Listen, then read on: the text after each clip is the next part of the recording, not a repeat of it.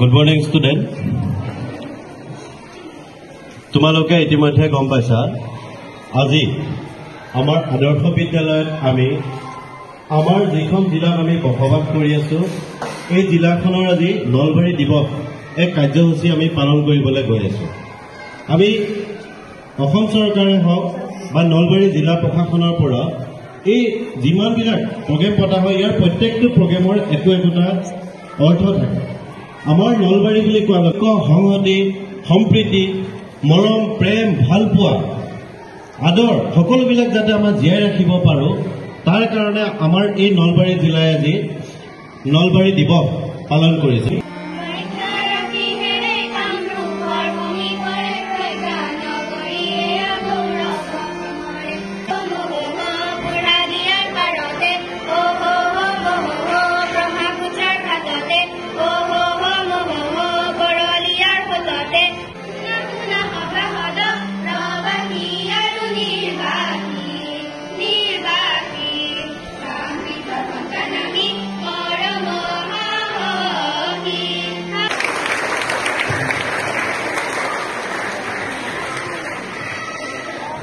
নলবাৰী দিৱসৰ মহত্ব বুজিবলৈ হ'লে আমি একেটা সীমিত কথাত শেষ কৰিব নোৱাৰোঁ। নলবাৰীখনতেই জন্ম পাইছিল নামনি অসমৰ প্ৰথম শ্বহীদ মুকুন্দ কাকতি।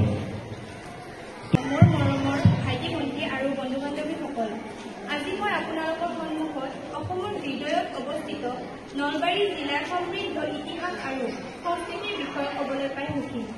নলবাৰীৰ কাহিনী শতাব্দী জুৰি বিস্তৃত। ইয়াৰ নাম নল আৰু বাৰী শব্দ দুটাৰ পৰা উদ্ভৱ হৈছে। A very good morning to all.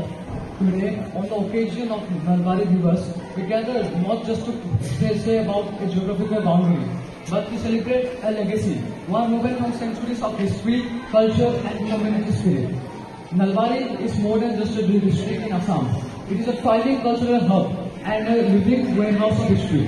Its origins traces back to the era of copper plate inscriptions and Sanskrit scholarship, when it formed a part of Kamatipur.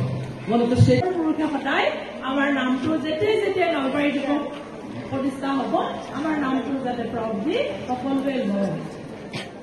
ইয়াত পাৰ্টিচিপেট কৰাৰ কাৰণে আৰু সুন্দৰকে আমাৰ যিটো আহ্বান আছিল সেইমৰ্মে তোমালোকে সকলোৱে আজি যিটো সাজ পোছাকৰ যিটো কোৱা হৈছিলে সেই সকলোৱে এইটো ফলো কৰি পেলাই যিটো ট্ৰেডিশ্যনেল ড্ৰেছত সকলোৱে আহিছা তাৰ কাৰণে সকলোকে ধন্যবাদ। এই এছেম্বলিটো আজিৰ যিটো প্ৰাতঃসভা আছিল তাক খুব সুন্দৰভাৱে বাস্তৱায়িত কৰাৰ কাৰণে মিনিংফুল কৰাৰ কাৰণে সকলোকে মই মোৰ অন্তৰৰ পৰা ধন্যবাদ জনাইছো। Have a nice day.